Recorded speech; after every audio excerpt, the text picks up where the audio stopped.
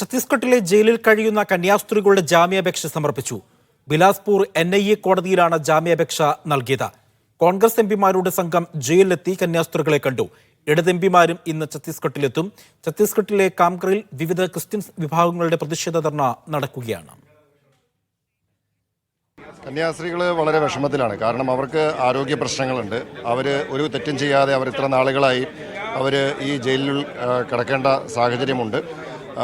ഏതാണ്ട് 53 പേര് ഒരു സെല്ലിനകത്താണ് കിടക്കുന്നത്. അപ്പോൾ ഉണ്ടാകാവുന്ന സ്വാഭാവികമായ ബുദ്ധിമുട്ടുകളൊക്കെ നമുക്ക് മനസ്സിലാക്കാവുന്നതേ ഉള്ളൂ. മാത്രവുമല്ല, അവർക്ക് നേരിടേണ്ടി വന്ന ഒരു ഹരാസ്മെൻറ്റ്, അവർക്ക് നേരിടേണ്ടി വന്ന അധിക്ഷേപം, അതിലെല്ലാം അവർക്ക് വലിയ മാനസികമായിട്ടുള്ള ബുദ്ധിമുട്ടുണ്ട്. ഒരു തെറ്റും ചെയ്യാതെ, ചിന്തിക്കുക പോലും ചെയ്യാത്ത കാര്യത്തിന് ജയിലിൽ കിടക്കേണ്ടി വരിക എന്ന് പറഞ്ഞാൽ, അപ്പോൾ അവർക്ക് അതിൻ്റേതായിട്ടുള്ള എല്ലാ പ്രയാസങ്ങളും ബുദ്ധിമുട്ടുകളും ഉണ്ട്. ഒരു നിമിഷം നേരത്തെ പുറത്തിറങ്ങണമെന്ന് തന്നെയാണ് അവരുടെ ആഗ്രഹം. അതിനു വേണ്ടിയിട്ടുള്ള ശ്രമമാണ് നമ്മൾ നടത്തുന്നത്. അവരുടെ ആരോഗ്യസ്ഥിതി അത്ര മെച്ചപ്പെട്ടതല്ല. ഒരു സിസ്റ്റർക്ക് മുട്ടുവേദനയുണ്ട്, മറ്റൊരു സിസ്റ്റർക്ക് മറ്റു പല അസുഖങ്ങളുണ്ട്. അതുകൊണ്ട് അവരെ എത്രയും പെട്ടെന്ന് ജയിലിൽ നിന്ന് മോചിപ്പിക്കുക എന്നുള്ളതാണ്. അവർ കൂടുതൽ ദിവസം ജയിലിൽ കിടന്നാൽ തീർച്ചയായും മെൻ്റലി അതുപോലെ തന്നെ അവർക്ക് പ്രശ്നങ്ങളുണ്ടാവും. അപ്പോൾ അതുപോലെ തന്നെ ഹെൽത്ത് വൈസും അവർക്ക് പ്രശ്നങ്ങളുണ്ടാവും. അതുകൊണ്ട് എത്രയും പെട്ടെന്ന് ജയിൽ മോചിപ്പിക്കണമെന്നാണ്.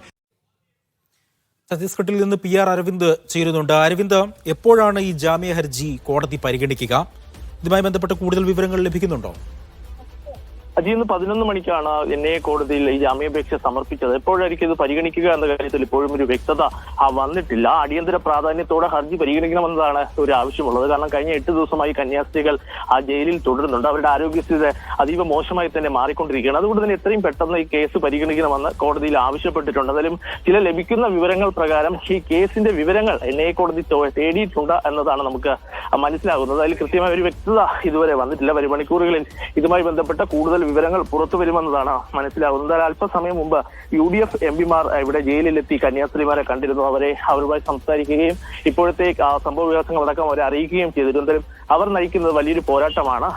രാജ്യത്തിന് വേണ്ടിയുള്ള പോരാട്ടം തന്നെയാണ് ഈ കന്യാസ്ത്രീമാർ നയിക്കുന്നതെന്ന് ഇപ്പോൾ വ്യക്തമാക്കിയിട്ടുണ്ട്. എന്തായാലും ജാമ്യാപേക്ഷ ഇന്ന് പരിഗണിക്കുമോ എന്നതിലാണ് എല്ലാവരും ഉറ്റുനോക്കുന്നത്. കാരണം കഴിഞ്ഞ ദിവസം സെഷൻസ് കോടതിയാണ് ഇത് തങ്ങളുടെ പരിധിയിൽ വരുന്നതല്ലെന്നും NIA കോടതിയെ സമീപിക്കുവാൻ ഒരു നിർദ്ദേശം നൽകിയത്. എന്തായാലും ഈ നിർദ്ദേശത്തിന്റെയും അതുപോലെ തന്നെ കൂടിയാലോചനകളുടെ അടക്കം പിന്നീടാണ് ഇന്ന് രാവിലെ 11 മണിക്ക് ജാമ്യാപേക്ഷ സമർപ്പിച്ചിരിക്കുന്നത്. എന്തായാലും ജാമ്യാപേക്ഷ ഇന്ന് പരിഗണിച്ച് ഇന്ന് തന്നെ ഒരുപക്ഷെ ജാമ്യം ലഭിച്ചാൽ അല്ലെങ്കിൽ ഈ കേസ് തള്ളുകയാണെങ്കിൽ സെഷൻസ് കോടതിയോ അതുപോലെ തന്നെ ഹൈക്കോടതിയോ സമീപിക്കാൻ തന്നെയാണ് കന്യാസ്ത്രീകളുടെ കുടുംബാംഗങ്ങളും അതുപോലെ തന്നെ സഭാ നേതൃത്വവും തീരുമാനിച്ചിരിക്കുന്നത്. എന്തായാലും കേസ് NIA കോടതിയുടെ കൈകളിലാണ് ഇപ്പോൾ ഉള്ളത്. കേസ് എപ്പോൾ പരിഗണിക്കുമെന്ന കാര്യത്തിൽ ഇപ്പോഴും വ്യക്തത വന്നിട്ടില്ല.